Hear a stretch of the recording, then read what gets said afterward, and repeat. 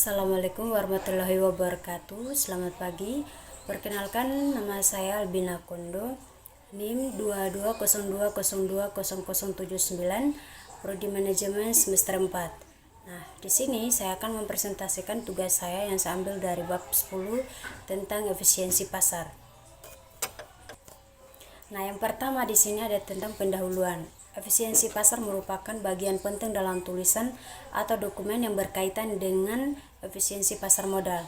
Nah, mereka bertugas untuk menyediakan informasi mengenai latar belakang, teori, dan hipotesis efisiensi pasar.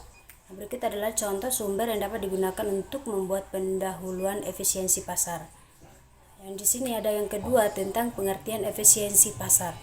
Nah, efisiensi pasar adalah konsep yang mengatasi bagaimana informasi dan keputusan yang diambil oleh pelaku pasar berpengaruh terhadap harga sekuritas di pasar. Nah, teori efisiensi pasar membahas tentang harga atau nilai sekuritas yang mencerminkan informasi yang tersedia pada informasi tersebut. Nah, pasar dikatakan efisien jika harga atau nilai sekuritas yang ada pada pasar mencerminkan informasi mengenai seberapa jauh harga sekuritas menyimpang dari nilai intrinsiknya. Nah, akurasi dari ekspektasi harga, distribusi informasi. Nah, di sini ada yang ketiga tentang karakteristik dan syarat pasar yang efisien. Informasi tergambarkan secara akurat dalam harga pasar tersebut dan berbagai pihak mengetahui sebab-sebab naik atau turunnya harga saham. Nah, di sini ada tiga. Yang pertama, equilibrium, pasar dalam keadaan seimbang di mana tidak ada seorang pun yang bisa mempengaruhi kondisi harga di pasar. Berbagai pihak memperoleh informasi yang sama dan tidak ada saling interferensi. Nah, yang kedua tentang freedom atau kondisi pasar berlangsung secara bebas dan tidak ada biaya transaksi dalam perdagangan yang sekuritas. Seluruh informasi yang tersedia dapat diakses oleh semua pelaku pasar secara dengan mudah dan biaya yang murah. Nah, yang ketiga tentang efisiensi. Pasar modal mencerminkan semua informasi yang relevan tergantung pada bentuk pasar efisien yang terdiri dari efisien bentuk lemah, setengah kuat, dan kuat.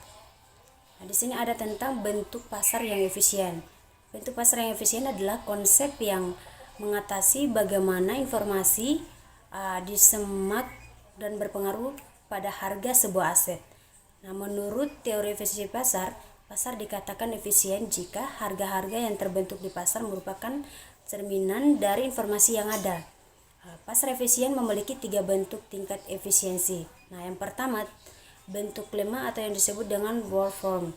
Informasi historis dan informasi publik yang tersedia mendominasi informasi yang membentuk harga di pasar.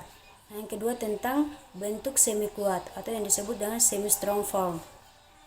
Informasi historis, informasi publik, dan informasi yang tersedia pada publik maupun tidak membentuk harga di pasar. Nah, yang ketiga tentang bentuk kuat atau yang disebut dengan strong form, informasi yang relevan baik yang tersedia pada publik maupun tidak, menggambarkan semua informasi yang relevan. Nah, di sini ada anomali pasar dan dampak efisiensi pasar terhadap laporan keuangan. Nah, anomali pasar adalah kejadian di pasar di mana terdapat penyimpangan terhadap hal-hal tertentu di mana seharusnya tidak terjadi, atau keberadaan suatu konsep yang menyatakan bahwa pasar efisien adalah pasar di mana harga-harga semua sekuritas yang diperdagangkan tidak dapat diperkirakan dan tidak dapat diperoleh dengan keberadaan informasi yang tepat, akurat, dan cepat. Namun, adanya monopoli pasar yang menunjukkan penyimpangan dari pola random walk yang diterangkan dalam teori pasar efisien. Nah, di sini ada yang terakhir rangkuman materi tentang efisiensi pasar. Efisiensi pasar merupakan konsep yang menggambarkan bagaimana pasar modal merespon informasi-informasi tersebut mempengaruhi pergerakan harga sekuritas menuju harga keseimbangan yang baru.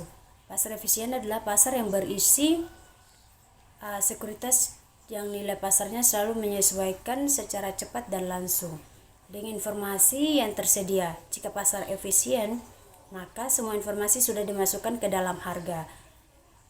sehingga tidak ada cara untuk mengalahkan pasar karena tidak ada sekuritas yang nilainya terlalu rendah atau terlalu tinggi.